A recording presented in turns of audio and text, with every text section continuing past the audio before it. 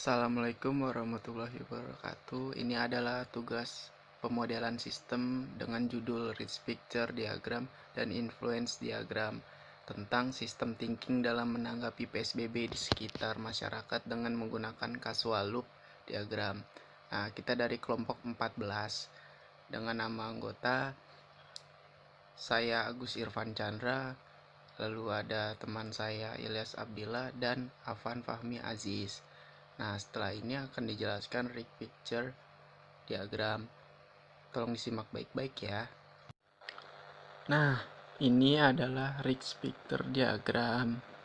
Nah, di sini ada yang berwarna merah dan ada yang warna biru. Nah, yang merah ini adalah sisi dari yang dirugikan, yang berwarna biru adalah sisi yang diuntungkan. Nah, saya akan membahas dari lapangan pekerjaan. Nah, lapangan pekerjaan selama pandemi COVID-19 susah ya, bisa dibilang susah untuk mencari pekerjaan. Banyak perusahaan yang gulung tikar juga. Nah, di atasnya itu ada tingkat pengangguran. Nah, tidak adanya lapangan pekerjaan, malah banyak tingkat pengangguran, banyak yang di PHK.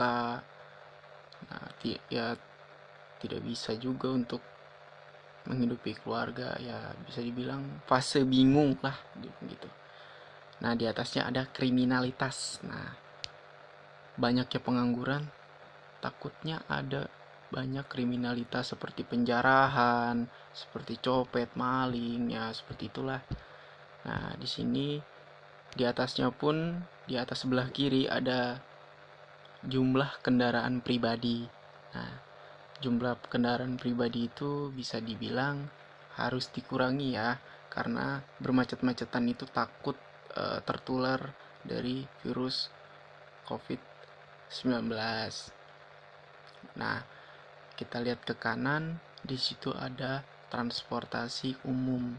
Nah, kualitas transportasi umum.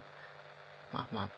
Nah, kualitas transportasi umum itu dia itu harus bisa mengingatkan kita untuk memakai masker, membawa hand sanitizer. Kenapa begitu? Kalau misalkan ia bisa mengingatkan kita, berarti transportasi umum tersebut bisa dibilang steril dari COVID-19.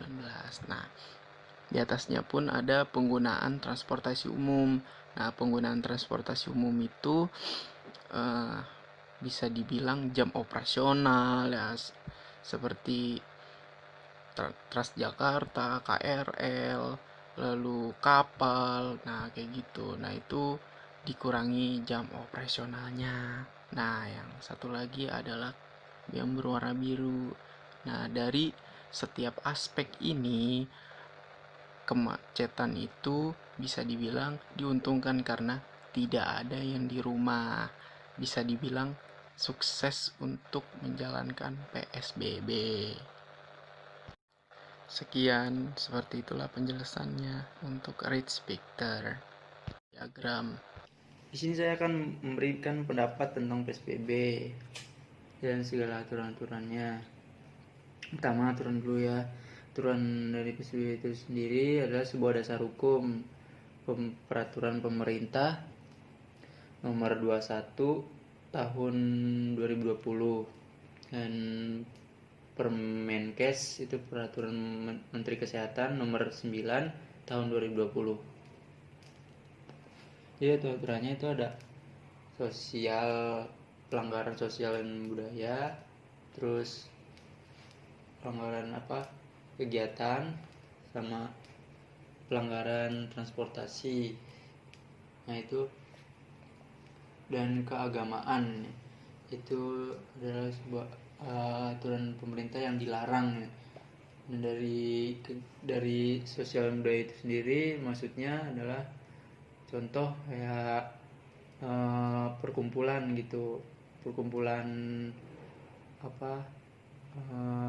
rapat politik, terus kayak nongkrong di warung kopi gitu dilarang lah gitu. Bersosial dan berbudaya itu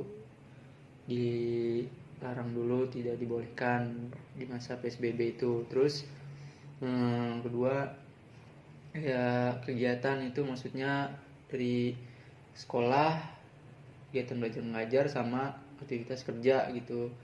Itu kegiatan kerja itu dilarang dulu, diliburkan, maksudnya diliburkan itu dirumahkan. Jadi aktivitasnya dialokasikan ke rumah gitu, ke rumah masing-masing. Jadi kerjanya dan belajarnya di rumah gitu secara online. Dan kalau transportasi itu pembatasan dari jumlah penumpang dan jumlah kendaraan sama apa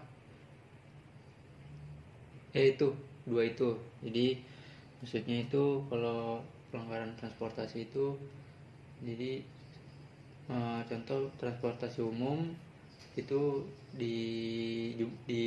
dibatasi penumpangnya, dibatasi, dan jaraknya pun diatur. Dan kalau kendaraan pribadi itu diatur juga jumlahnya pas di jalan raya itu, nggak, biar tidak terjadi kemacetan. Terus kalau di tempat ibadah, contohnya tempat-tempat ibadah ditutup dan ibadah di rumah aja.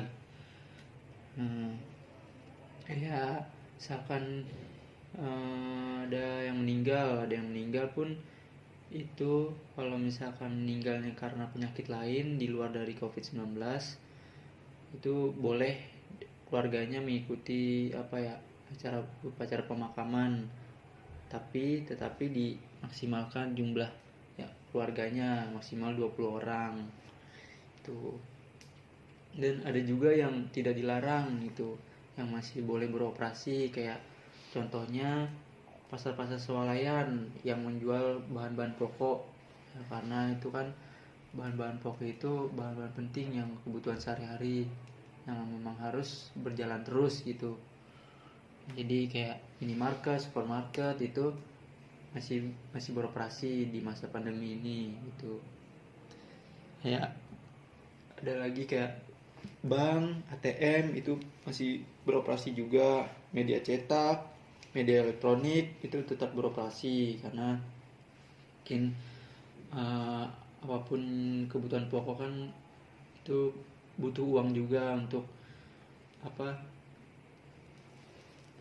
modal transaksinya gitu. Transaksi jual belinya ya butuh uang, jadi bank dan ATM tetap berjalan, tetap beroperasi. Dan kalau media cetak dan media elektronik itu untuk memberikan informasi dari pemerintah melalui media cetak dan media elektronik, dikembangkan lagi, diberikan ke masyarakat supaya masyarakat Indonesia tahu perkembangan terkini dari COVID-19 itu.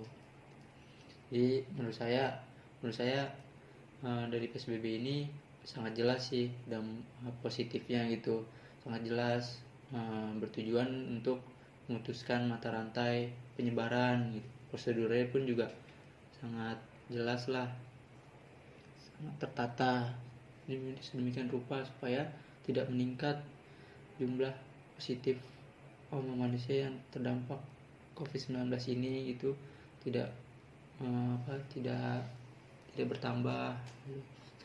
Malah lagi dampak negatifnya dari masyarakat itu sendiri yang mungkin tidak terbiasa dengan aturan ini ya. Mungkin mereka di luar sana lebih banyak yang terbiasa dengan kebudayaan mereka yang sering ngumpul, nongkrong gitu, berkumunan gitu. Itu budayanya. Jadi kayak contoh pas saat bulan puasa aja gitu, pas bulan puasa yang budayanya ya setiap sore istilahnya ngabuburit lah gitu. Ada yang jalan-jalan, ada yang cari takjil buat bukaan gitu, buat buka puasa. Nah, pada bulan puasa kemarin tuh sangat jelas sekali mayoritas masyarakat tidak mengikuti aturan pemerintah, tidak terlihat gitu tidak terlihat mereka tuh menerapkan prosedur social distancing tuh, tidak terlihat sama sekali di sana. Contohnya saat mau beli takjil, saat transaksi jual beli itu masyarakat berkerumunan pas di toko itu, tidak mengikuti aturan, tidak mengikuti prosedur, kayak tidak mengikuti tata tertib ya.